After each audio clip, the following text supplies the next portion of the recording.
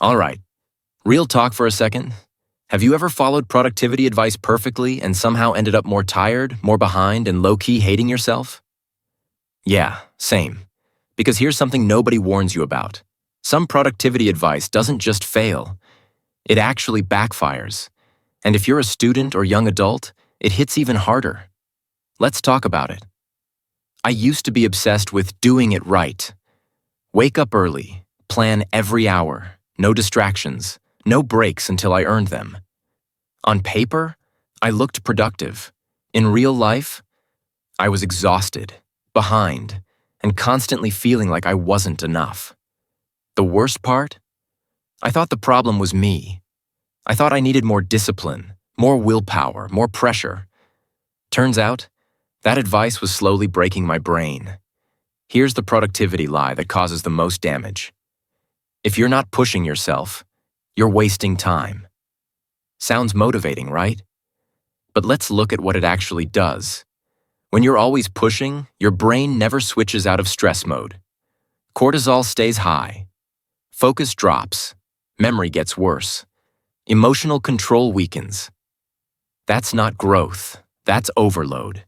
And overload looks a lot like procrastination. Think about school. You sit down to study. You tell yourself, I have to finish everything today. Your brain hears that and goes, this is too much. So what happens? You freeze, you scroll, you avoid, then you feel guilty, so you promise to push harder tomorrow. That cycle? That's burnout training. Here's the uncomfortable truth. Most people don't procrastinate because they're lazy. They procrastinate because they're overwhelmed, and a lot of productivity advice ignores that. It treats your brain like a machine, not a nervous system. Let's talk about brain growth for a second. Real brain growth. Not hacks, not hustle culture. Your brain grows stronger when it feels safe enough to focus. That means manageable challenges, clear starts, recovery built in, not constant pressure. When advice tells you to grind no matter what, your brain doesn't get stronger. It gets defensive. Another piece of advice that backfires hard. Finish what you start, no matter how long it takes. This one sounds responsible. But watch what it does. You sit down to work. You tell yourself you must finish. Now the task feels heavy, permanent, inescapable. So your brain resists starting at all. That's why starting feels impossible sometimes. Your brain isn't scared of work. It's scared of being trapped. Here's a shift that changed everything for me. Your brain doesn't need pressure. It needs permission. Permission to start small. Permission to pause. Permission to stop without guilt. That's how you build consistency.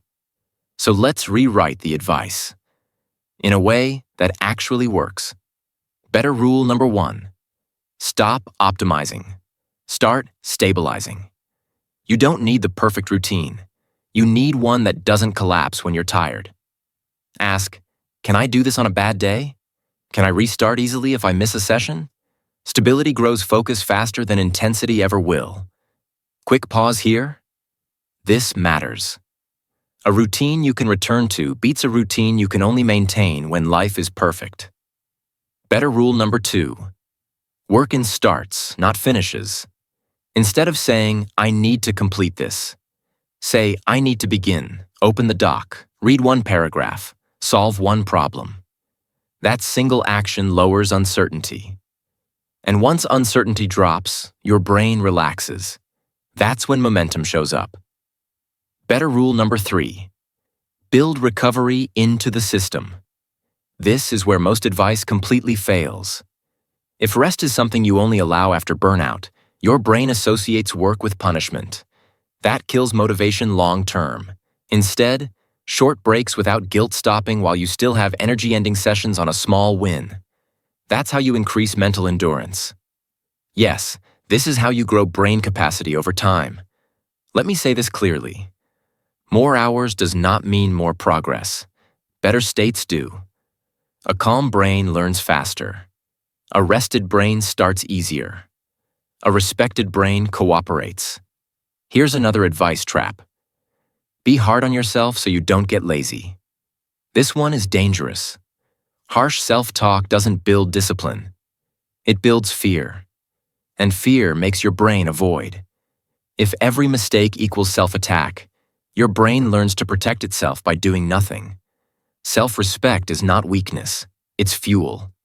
Here's the reframe that saved me. Productivity isn't about forcing output. It's about reducing resistance. Every good system does one thing well. It makes the right action easier than the wrong one. That's it. So tonight or tomorrow, try this instead.